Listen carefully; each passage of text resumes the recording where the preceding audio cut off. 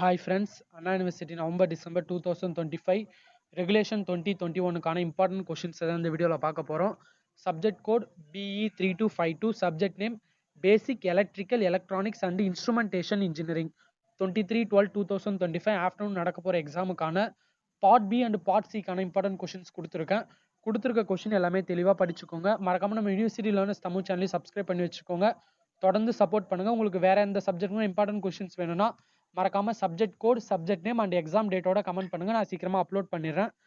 First unit 1க்கான important question லெவல்ல first point explain star and delta connection of 3 phase power system with neat diagram.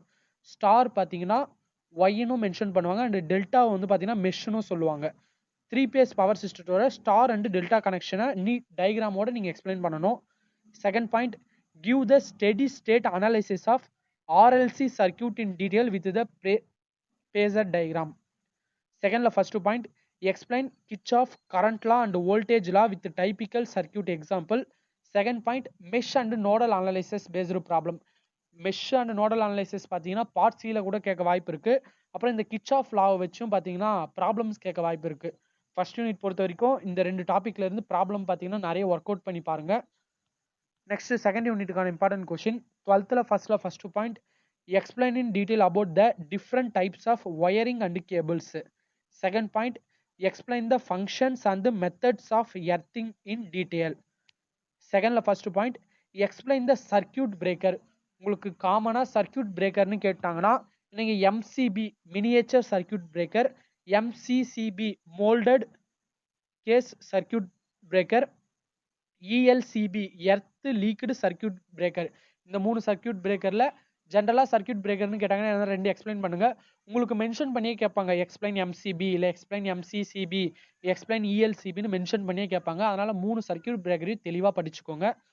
இந்த circuit பிரேக்கரை பார்த்தீங்கன்னா explain the protective device of electrical installation கூட கேட்கலாம். உங்களுக்கு protective device of electrical installation கேட்டாங்கன்னா நீங்க இந்த மூணு சர்க்யூட் பிரேக்கரை கூட நீங்க ரைட் பண்ணலாம். அதனால கொஸ்டினை தெளிவா பார்த்துக்கோங்க.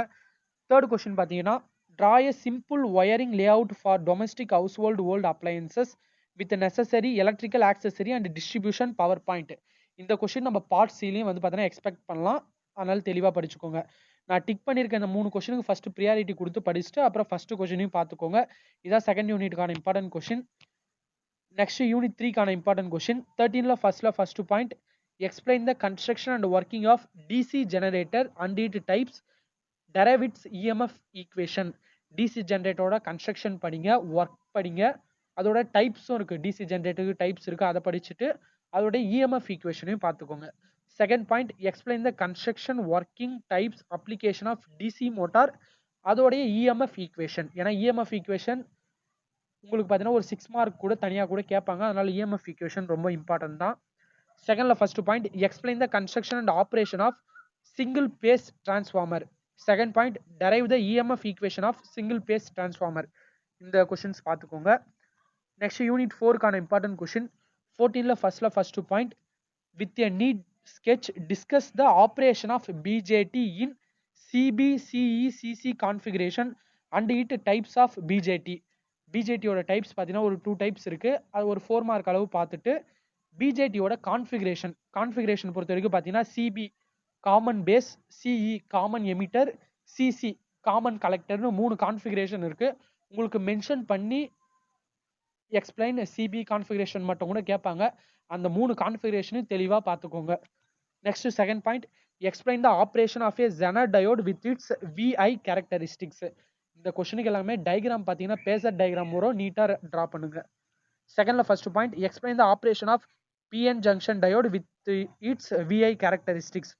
இந்த ஃபர்ஸ்ட் 3 கொஸ்டின் இம்பார்ட்டன்ட் கொடுத்து படிச்சுட்டு அப்புறம் second point explain the detail with neat diagram of JFET and MOSFET. இந்த ரெண்டு கொஸ்டினையும் பார்த்துக்கோங்க.